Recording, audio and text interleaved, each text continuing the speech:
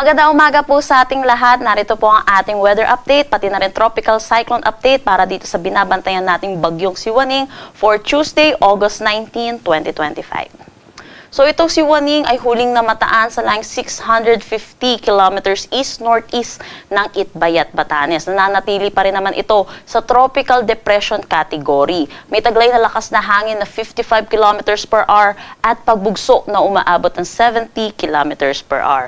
Ito'y kumikilos north-northeastward sa bilis na 10 kilometers per hour. Wala pa rin naman itong direktang epekto sa anumang parte ng ating bansa, kaya wala rin tayong nakataas na anumang tropical cyclone wind signal na possible dito sa ating bansa. Wala rin tayong nakikita na enhancement ng southwest monsoon at patuloy naman itong lalayo ng bansa natin or ng Philippine Area of Responsibility at possible na paglabas niya ay mamayang umaga. Sa ngayon, yung easterlies or yung mainit at maalinsangan na hangin na nanggagaling sa dagat Pasipiko ang umiiral dito sa may Southern Luzon, Visayas at Mindanao. Ito rin po yung weather system natin na magdadala na mataas na tsansa ng mga pag-ulan dito sa ilang bahagi ng bansa natin. Meron din tayong binabantayan na low pressure area dito sa labas ng ating Philippine Area of Responsibility at ito'y huling namataan sa 1,810 kilometers east ng Eastern Visayas. Sa ngayon po, medium chance po siya na maging isang ganap na bagyo, meaning mababa ang chance niya na maging ganap na isang bagyo within the next 24 hours. Pero sa mga susunod na araw, hindi natin inaalis ang posibilidad na maging bagyo ito. Nakikita din po natin yung forecast track po nito, possible po lumapit ito dito sa may Northern Luzon at magdadala rin po ito ng mga pag-ulan lalo na po dito sa eastern section ng Luzon. Pero sa ngayon po, mataas pa rin po ang uncertainty dito sa ating low pressure area kaya patuloy po tayo mag-antabay sa mga nilalabas na updates ng pag-asa.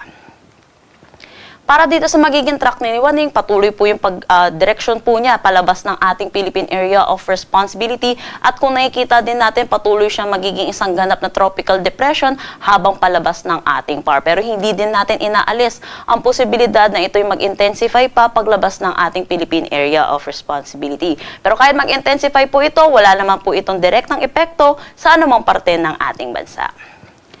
Para sa magiging panahon natin ngayong araw dito sa Luzon, inaasahan natin ang makulimlim na panahon na may mataas na tsansa ng mga pag-ulan dito sa may Quezon, Bicol region, pati na rin dito sa Mimaropa, dulot ito ng easterlies. Pero para naman dito sa Metro Manila at nalalabing bahagi ng Luzon, magiging maaliwalas naman ang ating panahon pero asahan din natin yung init at alinsangan lalo na sa tanghali hanggang hapon na may mga tsansa po ng mga localized thunderstorm pagdating sa hapon at sa gabi.